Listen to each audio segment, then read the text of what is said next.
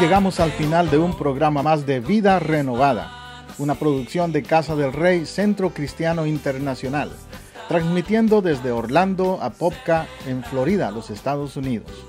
Si este mensaje le ha sido de ayuda y edificación en su búsqueda y caminar con Dios, déjenos saber hoy mismo. Llámenos al 407-486-0634, 407-486-0634, o escríbanos a casadelreyiglesia@hotmail.com.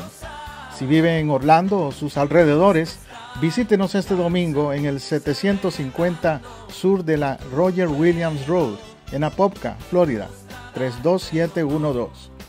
Nuestra celebración de alabanza y predicación es a las 12 mediodía. Casa del Rey, Centro Cristiano Internacional, le ofrece a usted y a su familia el apoyo que busca para crecer espiritualmente. Tenemos ministerios para niños, jóvenes, caballeros y damas, así como también servicio de consejería individual o matrimonial. Los pastores, su servidor José Matamoros y Teresa Matamoros, y el equipo de líderes en Casa del Rey, le esperamos para compartir. Somos una iglesia familiar, cristocéntrica y multicultural. Dios le bendiga abundantemente.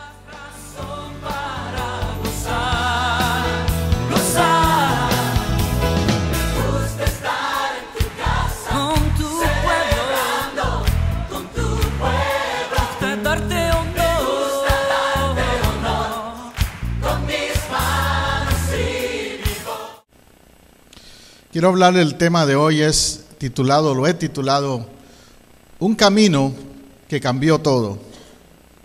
Un camino que cambió todo. Yo estoy seguro que a usted le ha tocado en alguna ocasión andar por una ruta, por un camino, que usted dijo, bueno, hoy voy a ir por este lado, por la ciudad, voy a manejar por aquí para llegar más rápido, o voy a buscar cómo encontrar mejor cierto lugar. Y en el proceso de ese caminar, tal vez se encuentra con alguien que no esperaba encontrarse. Y eso resulta, a veces, en la manera en que Dios trata, de que nos pone con encuentros divinos, le llamamos a veces, divine encounters. Encuentros con personas que Dios quería usar para de alguna manera tocar nuestra vida. En el caso del Señor Jesús, Él también tuvo un encuentro con unos hombres en un camino, y quizás se fue al contrario, unos hombres encontraron a Jesús en el camino, aunque Él los buscó también. Él lo hizo a propósito de tratar de encontrarse con ellos. Y ese es el tema que te quiero compartir. Un camino y un forastero. Estos dos hombres iban por esa ruta llamado el camino de Emaús, y iban más bien pesimistas, negativos, pensando en todo lo que acababa de suceder en Jerusalén. Y lo que menos querían era hablar del tema, de lo que acababa de suceder en Jerusalén. Querían como olvidarse de esa situación más bien. Muchas veces igual quizás nosotros también nos queremos alejar, queremos huir de alguna realidad, de alguna situación que nuestra vida está pasando. Y a veces uno dice, me voy a ir por allá, a la otra ciudad, o a la playa, o al mall a caminar por ahí, porque quiero despejar mi cabeza. No quiero pensar en lo que está pasando. Estos discípulos también estaban pasando un momento difícil y estaban huyendo de la situación de Jerusalén. Algunos de ellos estaban escondidos, ni siquiera salían a la calle, porque recuerde que a todo aquel que en alguna manera lo identificaran, que tenía relación con Jesús, corría peligro de que lo arrestaran igualmente y lo crucificaran. Así que la mejor decisión, pensaron ellos, es huir de aquel lugar, largarse. Lucas nos dice que dos de los discípulos salieron del pueblo y se fueron a Emaús, a aquel lugar pequeño, una ciudad medio escondida, donde dijeron, aquí nadie nos va a encontrar. Esto estaba como a 7 millas, hablando de distancia moderna, al noreste de Jerusalén. Ese es uno de los lugares interesantes si alguna vez usted va a Israel para visitar. Ese pueblito Emaús. Era un pueblito, como le digo, donde no había turismo, no era como Orlando, no era un lugar atractivo, porque ellos querían esconderse. Algunos dicen no sabemos de sus motivos, pero sí sabemos que tenía que ver con lo que pasó en Jerusalén. Después de enterarse de la tumba vacía, se fueron. Mientras iban camino a Emaús, iban hablando un poco de lo acontecido, de lo que había sucedido el domingo por la mañana. Habían oído rumores. Ellos no tenían todavía la certeza de que Cristo había resucitado, pero habían oído rumores. Se hablaba por ahí de que la tumba estaba vacía. Pero en lugar de ir a verificarlo, iban al camino contrario. Qué cosa, ¿no? Que así vive mucha gente hoy día también. Oyen, han oído de la tumba vacía, pero no quieren confirmarlo y verificarlo, espiritualmente hablando. Entonces Lucas nos dice que una persona misteriosa se les apareció. De hecho, Lucas al principio no menciona quién es o el nombre de esta persona. Por eso se le llama el forastero en el camino. Un acompañante misterioso, como el ejemplo que le puse, de que quizás usted se va por ahí a algún lugar y se encuentra con alguien en el mall o en algún sitio y esa persona le dice, hablamos un rato, caminamos un rato, o camina por el parque, y usted dice, ¿de dónde salió esta? ¿De dónde salió este? Que ahora quiere andar conmigo y sentarse aquí a hablar conmigo. A ellos quizás les pareció extraño también, especialmente en esa época en que la gente era muy desconfiada, porque en los caminos había muchos asaltantes. Era como algunas ciudades modernas hoy día nuestras, donde tú evitas que alguien se te acerque. Y si alguien se te acerca, tú dices, ¿qué traerá? Mejor me cuido. Quizás esa es la actitud que tenían al principio. Notemos los antecedentes, lo que había pasado un poco antes. Aunque no sabemos quiénes eran los que caminaban allí, hay uno de ellos a quien se le ubica, se le da el nombre, se llama Cleofas. Sabemos que pertenecían al grupo de los discípulos de Jesús. Por lo que se menciona en el libro de Lucas, es evidente que no era ninguno de los 12, no eran de los discípulos cercanos. Los discípulos de los 12 estaban escondidos, pero este tal Cleofas se identifica como uno de los seguidores. Como los otros, como les menciono, habían oído un poquito de que Cristo les había dado una orden. Él les había dicho antes de irse, según Mateo 26 y Mateo 28, váyanse a Galilea, espérenme en Galilea. Pero ellos iban camino contrario, no estaban siguiendo las instrucciones.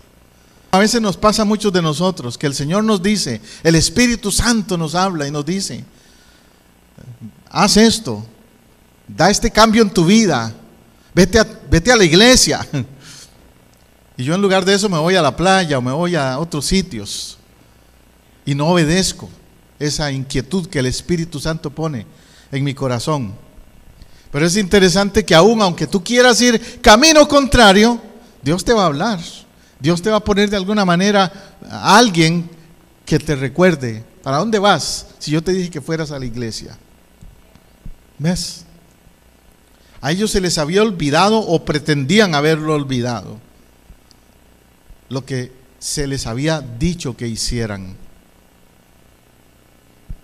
Y quizás eso tiene que ver con la semana que había pasado. El viernes nosotros predicamos de las 7 palabras. La pastora predicó el domingo pasado, si se acuerda, predicó sobre la semana extraña también, sobre los días que antecedieron a la resurrección. Y bueno, es un hecho que la semana no fue normal para ellos. Había transcurrido con inusual rapidez, había sucedido este evento especial de la crucifixión, había llegado aquel viernes fatídico, aquel viernes difícil, donde su maestro fue crucificado. Aquel viernes donde hubo un terremoto, donde estuvo todo el día oscuro y hubieron rayos, relámpagos. Uno de esos días inusuales. Y eso los marcó, quedó grabado en ellos, lógicamente. Perder a su líder y ver aquella manifestación de la naturaleza. Luego viene el sábado, y el sábado había transcurrido en una atmósfera casi asfixiante de silencio. El sábado fue lo que se llama el día del silencio, donde no sucedía nada. Primero porque los judíos el sábado no hacen nada, es sábado. Y todo está cerrado y no hay negocio ni nada. Pero encima de eso, lo que había pasado el viernes hacía que la gente estuviera con una actitud de, mejor cierro la boca. Si abro la boca, me pueden relacionar con ese tal Jesús que crucificaron y me meto en problemas. Pero luego viene el domingo, y el domingo traería su propio matiz, su sentido diferente. Llegó a constituir el peor día para los judíos. El domingo era similar a lo que nosotros es lunes. ¿A cuánto les gusta el lunes? ¿A ti te gusta, hermana? Normalmente la gente dice que hay pereza los lunes, porque es el día de levantarse e ir a la oficina o ir al trabajo. Para un judío, el lunes era el domingo, porque era el primer día de la semana en el calendario judío. O sea que el lunes ellos decían, ¿qué puede pasar hoy? ¿Qué puedo anticipar hoy? Volver a la normalidad probablemente. Ya se acabó el revolú, el problema que había con estos discípulos, con estos cristianos. Ya mataron al tal Jesús en la cruz y ya se acabó el problema. Ya no va a haber más disturbios. Vuelve todo a la normalidad. Así pensaban, pero no fue así. El domingo habrían sorpresas, más bien. Parece que a Lucas le gustó la reacción de este Cleofas o Cleopas, este caminante, el caminante Cleopas. Porque en el verso 18 del capítulo 24 donde estamos meditando, le pregunta esto: ¿eres tú el único peregrino en Jerusalén que no se ha enterado de todo lo que ha pasado recientemente? Interesante la pregunta, ¿no? Sería una buena pregunta para hacerle a mucha gente hoy día a nuestro alrededor, que anda por ahí hoy viviendo como que si hoy no se celebró nada, y como que si el viernes de la crucifixión no pasó en el calendario. Y sería una buena pregunta hacerles: ¿eres tú el único o la única que no se ha enterado lo que se está celebrando?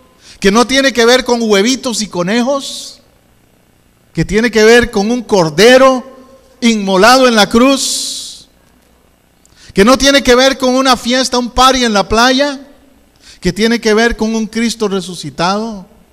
¿Eres tú el único que no se ha enterado de lo que está pasando en este tiempo? Yo estuve allí. Antes de convertirme a Cristo, yo era como toda la gente que esperaba la Semana Santa como las vacaciones. Wow, qué dicha, viene la Semana Santa, vienen las vacaciones. Irme a la playa con mis amigos. Pero no estaba enterado del Calvario. no estaba consciente, no tenía convicción de lo que había sucedido en Jerusalén, y del Calvario y de la tumba vacía tampoco.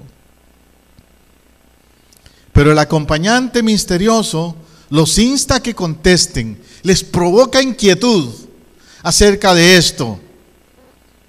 Les pregunta, ¿qué es lo que ha pasado? Él sabía, pero como para ver hasta dónde entendían. ¿Qué es lo que ha pasado? Es como que tú le preguntes ahora a alguien, dime, ¿qué opinas tú de Easter o de Semana Santa?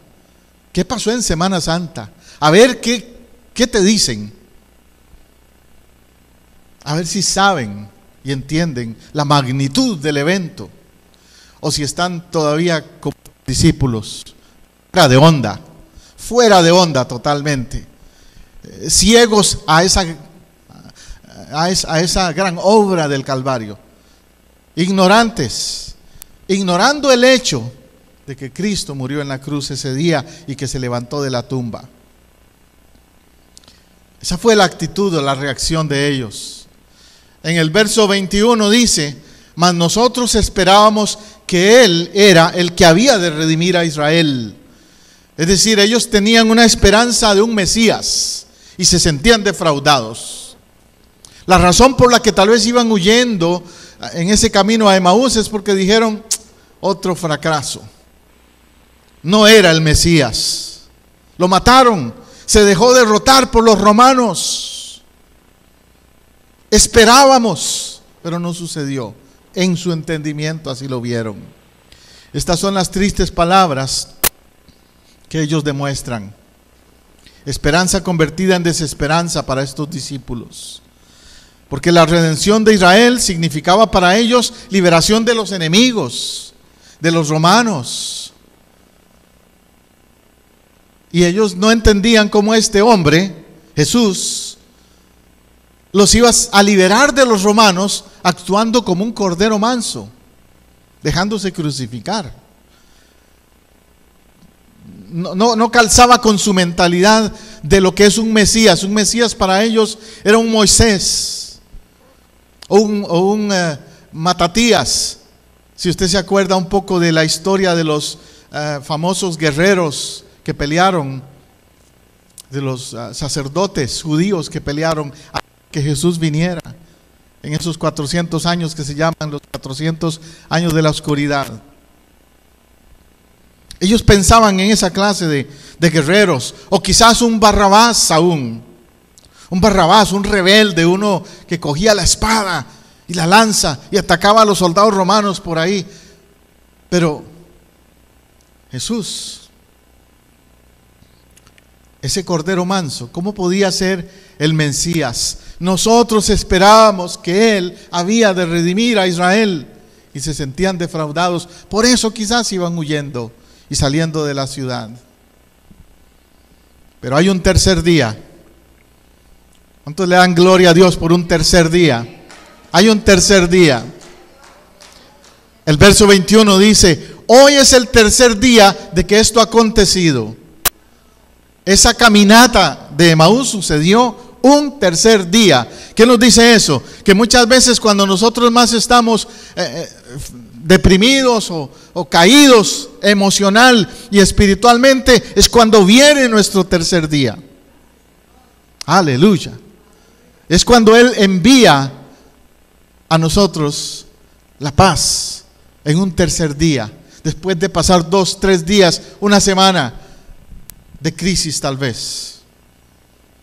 Ahora, la ironía es que aunque cada día ha pasado y ha profundizado su agonía, estos lectores de Lucas no entendían todo lo que Jesús les había dicho antes acerca del tercer día. Hay un tercer día, pero hay que entender ese tercer día. Hay que tener expectativa por ese tercer día. Cuando tú estés pasando un viernes y te quitas de tu mente que viene un domingo, es cuando fracasas espiritualmente.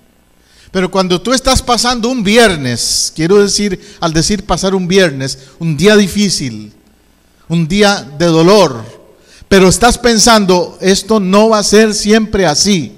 Hay un tercer día. entonces el enemigo no te va a poder tumbar y dejar en una actitud de derrota y de depresión. La mención o el recordatorio que se les da acerca del tercer día es para inyectarles esa fe que les faltaba, inyectarles esa esperanza que habían perdido en ese momento. El tercer día significa vida entonces. Él nos dijo en Juan 11:25, yo soy la resurrección y la vida. El que cree en mí, aunque esté muerto, vivirá. Eso lo dijo a Marta, hermana de Lázaro, cuando ella llegó y le confrontó con una actitud a Jesús y le dice, llegaste tarde, ya murió Lázaro. Porque el ser humano tiene la tendencia a siempre pensar que ya todo acabó. Pero cuando aparentemente las cosas han acabado para nosotros en lo humano, es cuando Dios interviene y hace lo divino, y hace lo milagroso, y cambia las circunstancias. El tercer día es vida. Declaran el día de hoy, en mi vida siempre habrá un tercer día. No me voy a quedar estancado en el viernes. No. Fíjate el relato que nos da Lucas 24, aquí lo tengo completo. Lo de Jesús de Nazaret, que era un profeta, ¿cómo lo describen? Un profeta poderoso en obras y en palabras delante de Dios y de todo el pueblo. Y los jefes de los sacerdotes y nuestros gobernantes lo entregaron para ser condenado a muerte y lo crucificaron. Pero nosotros abrigábamos la esperanza. ¿Ves? Ellos están como procesando esa pérdida del maestro. Es más, ya hace 3 días que sucedió todo esto. También algunas mujeres de nuestro grupo nos dejaron asombrados. Esta mañana muy temprano fueron al sepulcro y no hallaron el cuerpo. Cuando volvieron, nos contaron que se les habían aparecido unos ángeles quienes les dijeron que Él está vivo. Aleluya. Algunos de nuestros compañeros fueron después al sepulcro y lo encontraron tal como habían dicho las mujeres, pero a Él no lo vieron. ¿Quién está diciendo esto? Esto lo están diciendo los caminantes de Emaús a Jesús, sin saber que se lo estaban diciendo a Jesús. Interesante eso, ¿no? Ellos le están contando, le están relatando lo que había sucedido. Y Jesús, qué interesante que hasta ese momento los deja contar su historia, los deja hablar, y todavía no se les declara, no les dice quién es Él. Como que Él quería primero llevarlos a un despertar espiritual. Yo me imagino que Jesús, mientras los oía, no podía contenerse dentro de sí. Puedo casi ver la expresión de en su rostro. Qué torpes son ustedes, que no entendían. Porque de hecho ya en los versos 25 y 26 se los dice. Ya llega un momento en que Jesús dice, ya no soporto más a estos, con su terquedad, su falta de discernimiento espiritual. Y llega un momento entonces y les dice, qué tardos de corazón son ustedes para creer todo lo que le han dicho los profetas. ¿Acaso no tenía que sufrir el Cristo estas cosas antes de entrar en su gloria? Los reta a reaccionar, a entender. Miren, ya, dejen de pensar pesimistamente. Acuérdense de todas las profecías que afirmaban, ¿quién soy yo? Esta es la revelación que sorprende. Esta es la revelación que tú y yo necesitamos. La revelación al corazón. Porque ellos la tenían aquí en la cabeza, habían oído, leído de esas profecías, pero no había llegado a su corazón esa experiencia. Tremendo. Yo puedo ver entonces la sorpresa en el rostro de esos 2 discípulos en el camino a Emaús, como preguntándose, ¿quién es este tipo? ¿Cómo es que él sabe todo eso? ¿De dónde sacó la información? ¿Cómo es que nos reta así? Porque hasta ese momento todavía no entendían de qué era Jesús. De hecho, les gustó tanto lo que estaba hablando su acompañante, que cuando llegan a Emaús, le dicen algo interesante. Ahí es otro punto clave de este mensaje. Le dicen, mira, no te vayas. No te vayas, quédate con nosotros. Porque él empezó a explicarles cómo los profetas desde Moisés hablaban de él, todo el trasfondo teológico, histórico del Mesías. Por eso llegaron a pensar, ¿quién es este? ¿Cómo es que sabe tanto?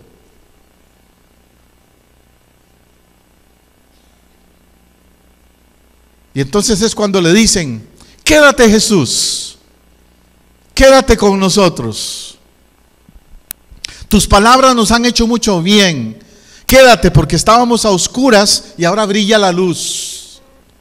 Quédate porque estábamos tristes y ahora tenemos gozo. Quédate porque estábamos fríos como piedras, pero ahora el amor de Dios nos quema por dentro.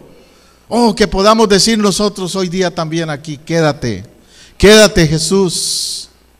Esa palabra a mí me impacta cuando la leo. Como estos discípulos, después de caminar un rato con él, al fin empiezan a entender, este tiene algo que yo no tengo y que he estado buscando, no lo puedo dejarse ir, quédate. ¿Y cuánta gente afuera ahora, hoy día, necesita que alguien les presente a este Jesús para que puedan decir lo mismo? Quédate, quédate.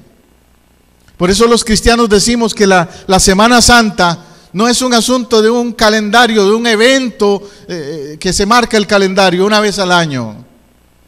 Tenemos que decirle a Jesús, quédate permanentemente, quédate en mi casa.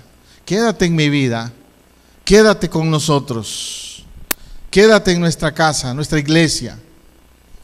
Entonces, esto cambió la jornada. Esta expresión de ellos cambió todo. Y al entrar en la ciudad, el acompañante misterioso que iba a seguir, ahora se queda a pasar la noche con ellos. Él accede a quedarse con ellos y entra a la casa junto a ellos. Y es aquí donde comienza lo interesante. Cuando él entra a la casa de estos discípulos, en algún momento durante la cena, cuando ellos están comiendo, Jesús toma control de la situación y hace algo que a ellos les hace el clic en su cabeza y en lo espiritual. Dice que tomó el pan y dio gracias y lo partió y le dio a cada uno de ellos. Y al hacer esto, al partir el pan y repartirlo, es cuando ellos dicen, así lo hacía Jesús. ¿Te das cuenta? Ellos estaban preguntando quizás, ¿qué está pasando aquí? ¿Por qué tantas preguntas? Y Jesús no les dice mucho verbalmente, pero con un acto, el partir el pan. Inmediatamente ellos abren sus ojos, espiritualmente abren sus ojos y pudieron reconocer al acompañante misterioso. Era Jesús, era Jesús, porque nadie partía el pan como él. Ellos sabían cómo él lo hacía.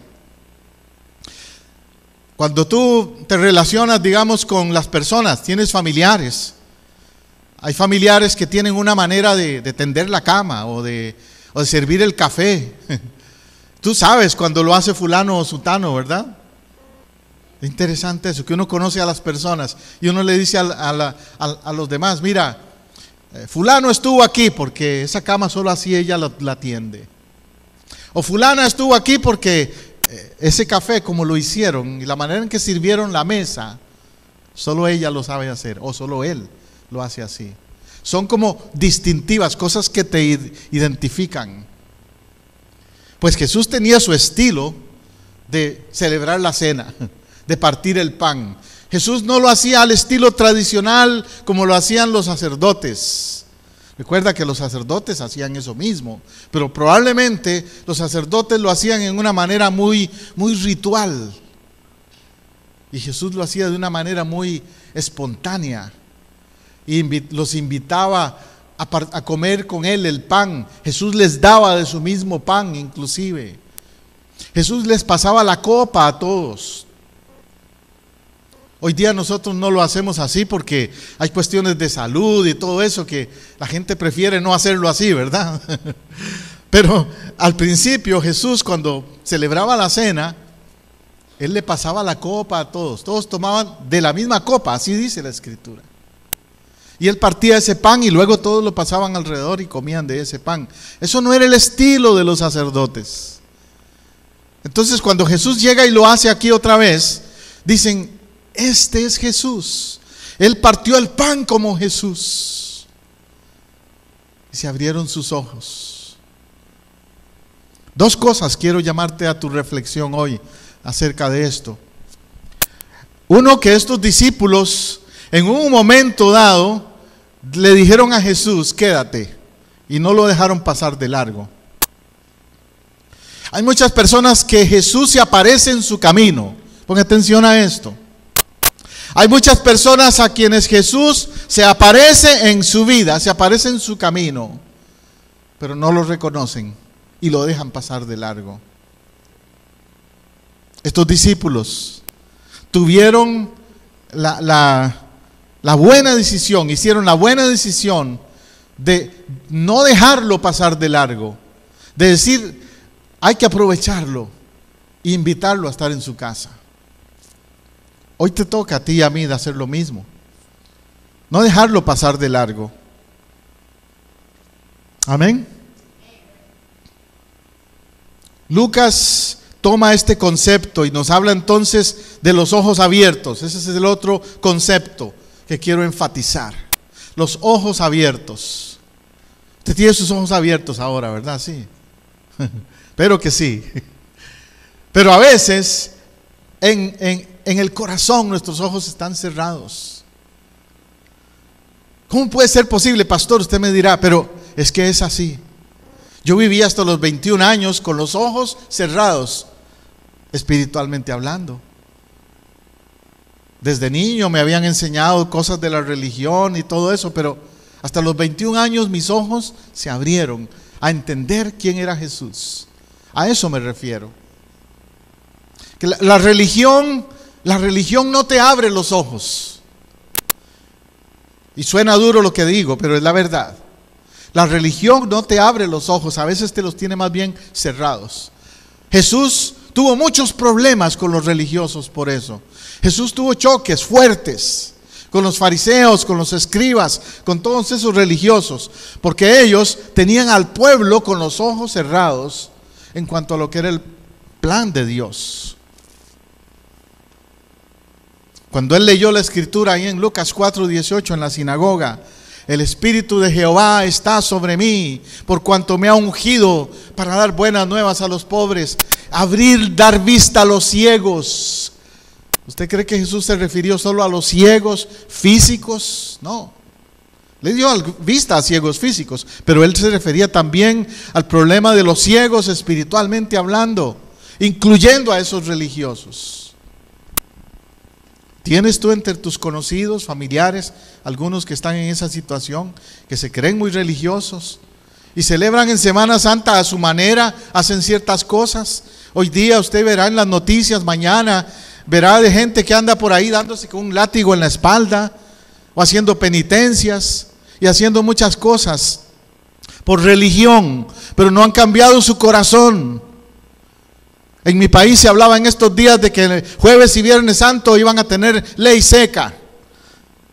No venden alcohol jueves y viernes. Pero tú ves a la gente el miércoles en los supermercados cargando los carritos de six packs y de cerveza y de alcohol, porque el jueves y viernes es ley seca. Y deseando que llegue el domingo o el lunes para poder comprar de nuevo alcohol. Entonces el jueves y el viernes tal vez vayan a una actividad religiosa por ahí, pero después su vida sigue igual, atados al alcohol o al vicio de drogas o a la infidelidad, a la promiscuidad sexual, a tantas otras cosas, al mal vivir, al mal hablar y todas esas actitudes que indican que esa persona no ha abierto sus ojos espiritualmente hablando. A eso se refiere Jesús entonces, el Evangelio de Lucas, cuando dice ellos abrieron sus ojos. Como los discípulos, sus ojos fueron abiertos, reconocieron a Jesús e inmediatamente fueron movidos a acción. Cuando tus ojos se abren, tú tienes que reaccionar a Jesús. Algo tiene que pasar. Yo recuerdo el día que yo me convertí un Viernes Santo, escuchando a un predicador en una estación de radio. Y ese predicador en la radio dijo: tú ahora tienes que hacer algo. Tienes que doblar tus rodillas e invitar a Jesús a tu corazón.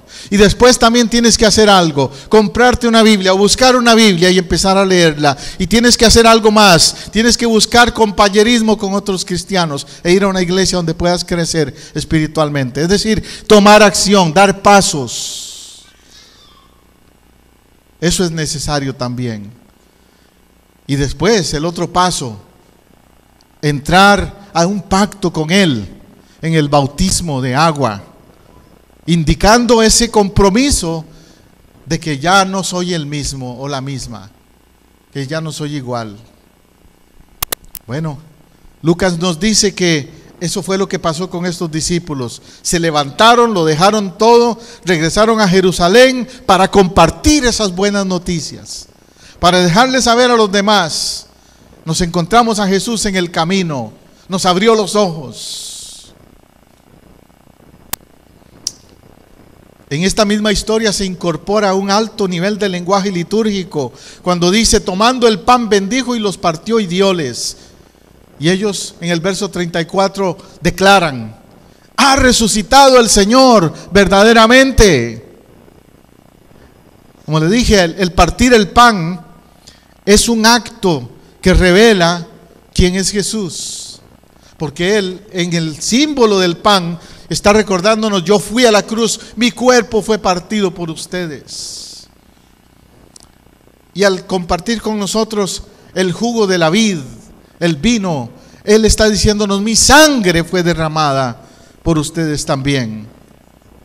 Hoy, como usted ve aquí en nuestro altar, tenemos los símbolos del pan y del vino. Porque ahora mismo, al terminar mi mensaje, vamos a hacerlo.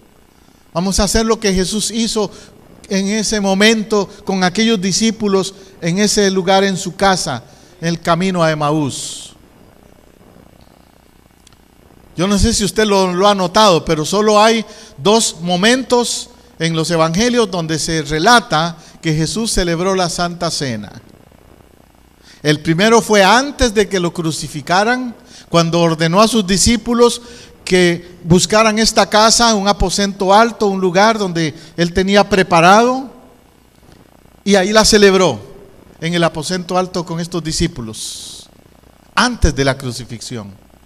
El otro momento en que celebra la Santa Cena es después de la crucifixión, en el camino a Emaús, al llegar a esta ciudad, a la casa de estos discípulos con los que se había encontrado en el camino.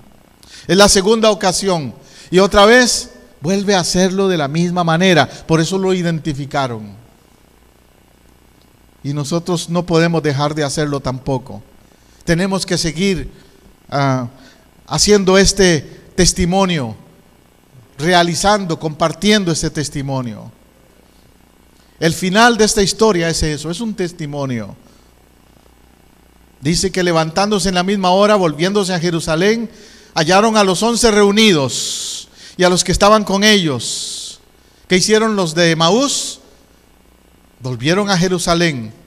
Antes de eso, ¿qué era lo que estaban haciendo? Huir de Jerusalén. Ahora volvieron a Jerusalén. En otras palabras, cuando tú te encuentras con Cristo, ya no vas a necesitar huir más. No vas a necesitar huir más. Vas a regresar, si es necesario, a tu pueblo, a tu barrio, para decirles quién es Cristo en tu vida. Una vez yo estaba preparando un grupo de jóvenes para ir a hablar al parque central del pueblo donde yo me crié. Y mi esposa y yo éramos líderes de los jóvenes y los llevábamos por ahí a los parques, a los jóvenes. Y un joven me dice: pastor, yo no quiero ir por ahí porque por ahí me conocen.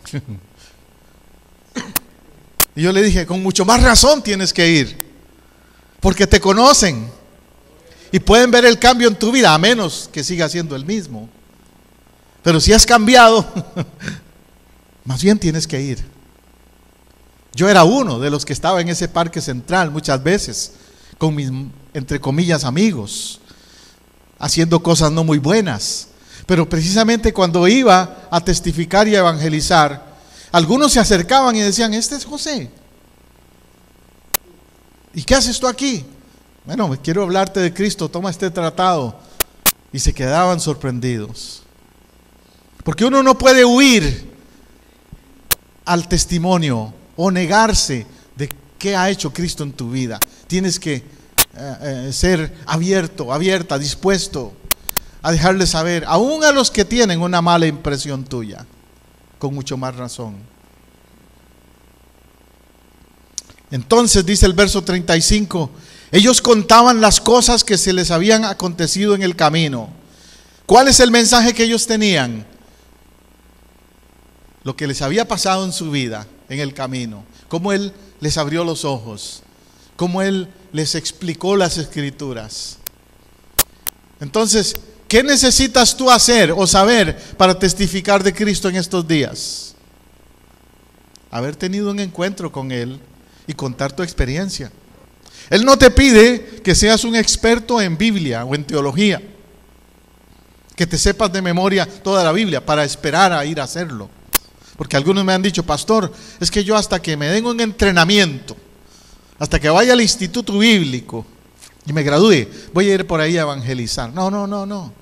Jesús los mandó de inmediato a que contaran lo que había sucedido en sus vidas y cómo habían conocido a Jesús al partir el pan y cómo les reveló el plan de Dios. Eso es lo importante, eso es lo que necesitas dejarle saber a los demás. Conclusión: ¿cuál es tu respuesta a Jesús? Los del camino a Emaús, Cleofas y el otro compañero, respondieron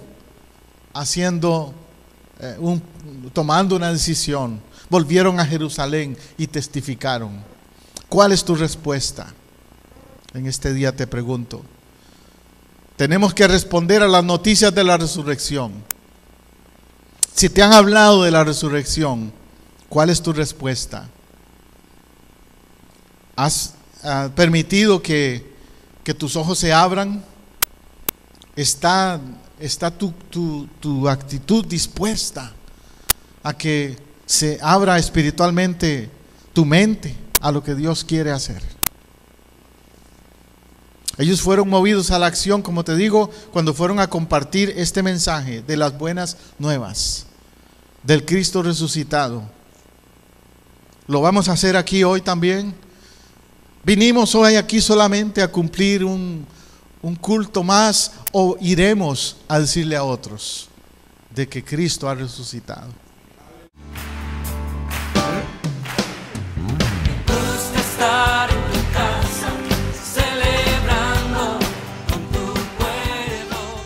Llegando a usted con un mensaje de vida en Cristo, usted sintoniza el programa Vida Renovada, una presentación del Centro Cristiano Casa del Rey en la ciudad de Apopka, Florida, los Estados Unidos. Si usted vive en el área de Orlando, estamos ubicados al norte de Orlando, en el 750 Sur Roger Williams Road, Apopka, Florida 32712. En Casa del Rey Centro Cristiano, nos interesa su vida espiritual y la de su familia. Por eso le invitamos a visitarnos cada domingo a las 12 del mediodía o durante la semana en los grupos de hogar Casas de Oración. Llámenos ahora mismo para más información al teléfono 407-486-0634, 407-486-0634. O escríbanos a casadelreyiglesia@hotmail.com. Ahora quédese con nuestra sintonía para el mensaje de hoy, con su servidor, el pastor José Matamoros, y su esposa, la pastora Teresa Matamoros, en Vida Renovada.